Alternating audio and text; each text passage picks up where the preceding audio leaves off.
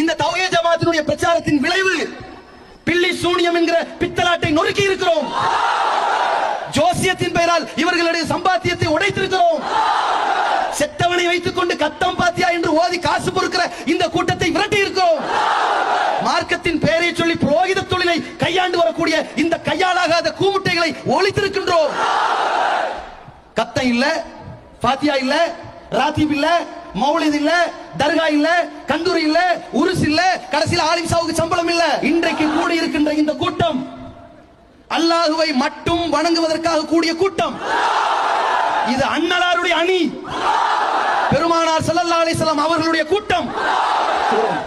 நாங்கள் இந்த சத்திய மார்க்கத்தை விருப்பு வெறுப்பில்லாமல் மறுமை வெற்றிக்காக பிரச்சாரம் செய்து பயணம் செய்து கொண்டிருக்கிறோம்.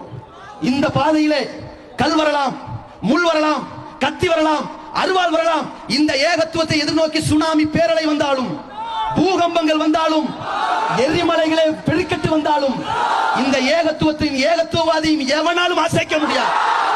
பெருமானார் ஸல்லல்லாஹு அலைஹி வஸல்லம் சொன்னார்கள், மன் குத்தில தூன தீனிஹி ஃபஹுவ ஷஹீத். எவன் தன் மார்க்கத்தை காப்பாற்றிக் கொள்வதற்காக படுகொலை செய்யப்படுகிறானோ அவன் ஷஹீத் என்றார்கள்.